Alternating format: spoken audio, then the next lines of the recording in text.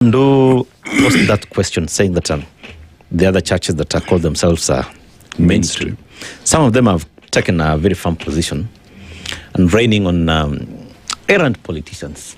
But these errant politicians eventually get a refuge in contemporary churches. These are the churches that are, of course, basically they may not have as much property. Let's say just call it a property like the mainstream churches. And that's where the problem comes in. Because every Sunday, it's like they have a schedule already. They know where they'll go to church on this particular Sunday in August to December. They know. And maybe you'll get that out of those schedules, they'll go to mainstream churches maybe 2-3 times a year. And eventually, if you block them, you've seen even some church leaders, church sermons happening at State House. They congregate there. You get a conglomeration of churches. They come under one banner at State House. they have a sermon at State House. Yes, now that's the question. How do you rein in? Who should be calling who? The priest or the king? Who's subordinate to who? Yes. Yeah. The king is subordinate to the priest. Yes. So it is the priest who should be calling the king, not the king summoning the priest.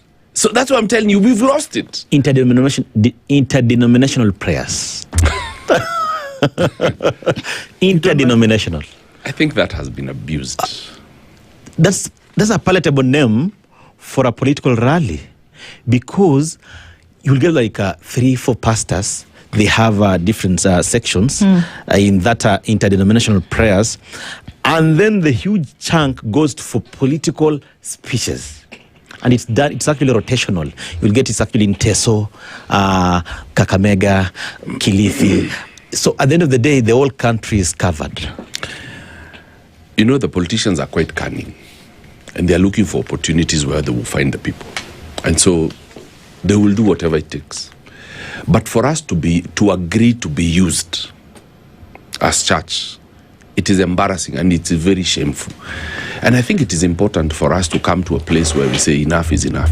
And we have bodies that their mandate is to hold the church accountable. For example, we have the NCCK, and we have the EAK, and several other organizations who should stand and say, you know what, this is wrong and we do not accept this.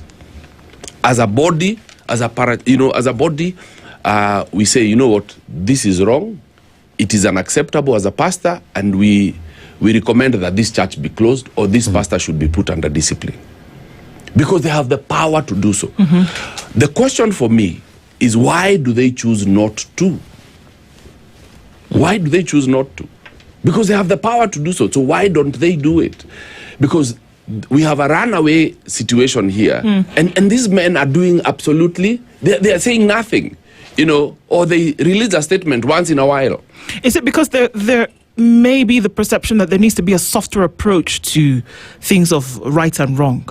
That you don't need to come out so bullish to deal with some issues, that you maybe need to say a word every now and then you can leave it to human interpretation to do the rest? And then the church continues to get more and more rotten, being taken advantage of, and these people do whatever they want.